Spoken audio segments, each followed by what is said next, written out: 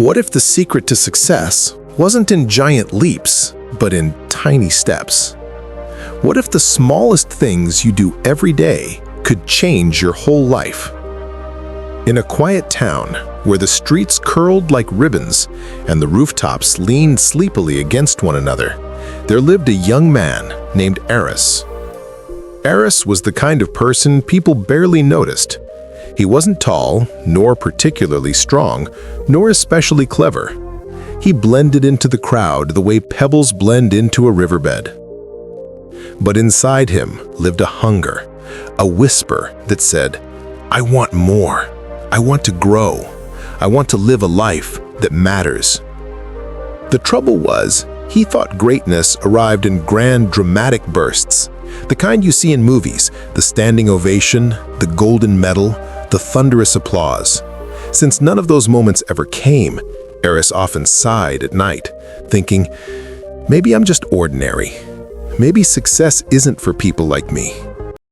One lazy Sunday, while hunting for socks under a pile of clothes, Eris stumbled upon a battered old notebook from school. On the first page, in neat handwriting, were the words, "Big doors swing on small hinges." It was scribbled by his teacher long ago. Eris chuckled. Small hinges? What does that even mean? Big things come from big efforts, don't they? But the words clung to him like a burr on his sleeve. That morning, almost without thinking, he did something unusual. He made his bed. When he stepped back, he was startled.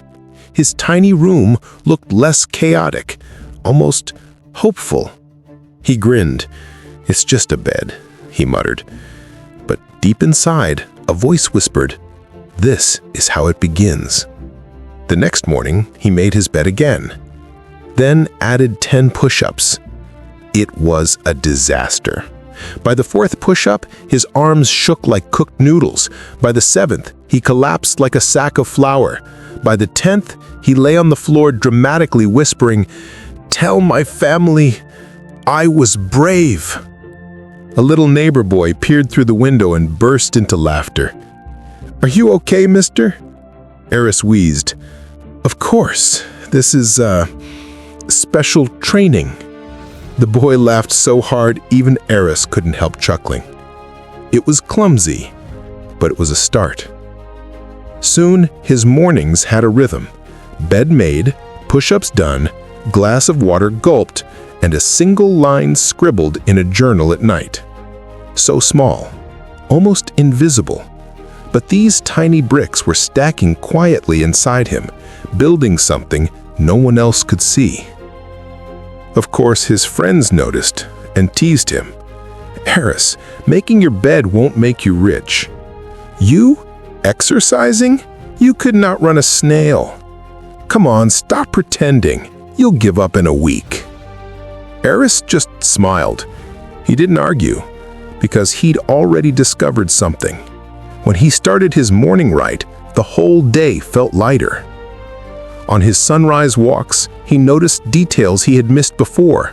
The warm smell of bread from the bakery, children chasing each other to school, the old shoemaker humming while polishing shoes. The world hadn't changed. He had. Then life tested him. A storm rolled into town. Rain leaked through his apartment ceiling. His boss piled on more work. Worst of all, he caught a heavy cold. His routine fell apart. No walks, no push-ups, just tissues and misery. One night, defeated, Eris sat staring at his journal. He almost pushed it aside, but then stubbornly, he scribbled just one line. "Today was hard, but I showed up." He closed the book. That was all. Just one small act. But it saved him. The next morning, he drank water. The day after that, he did 3 push-ups instead of 10. Then 5, then 10 again.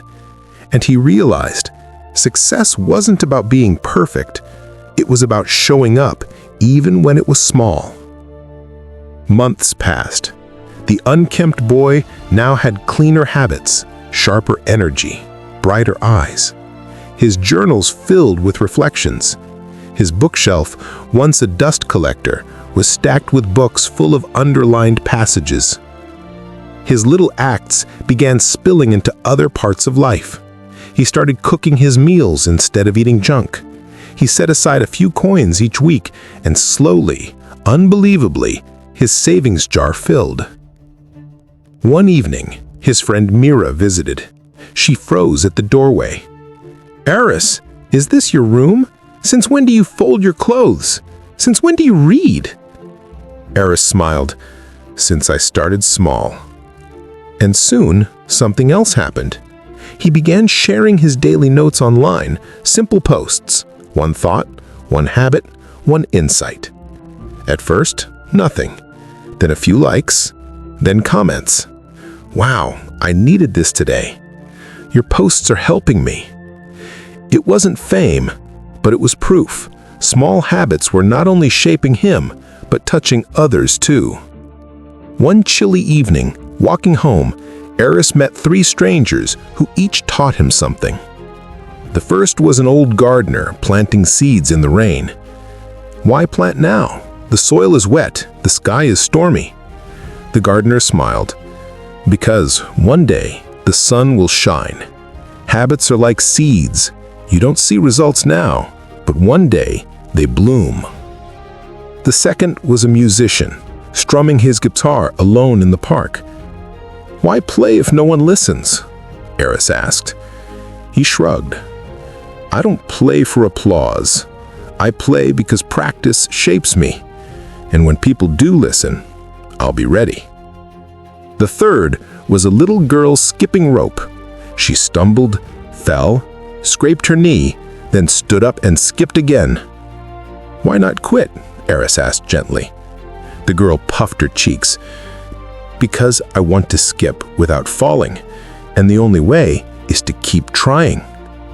Each stranger felt like a mirror reflecting Eris's own journey.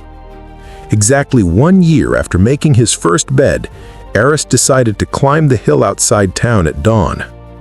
It wasn't Everest, but to him, it was everything. The boy who once wasted mornings now walked up the hill before sunrise, his breath fogging in the cold, his legs steady, his spirit unshaken. At the top, the world stretched below him, the winding river, the sleepy town, the chimney smoke curling lazily. And as the sky turned gold, Eris whispered, "Greatness doesn't come from giant leaps.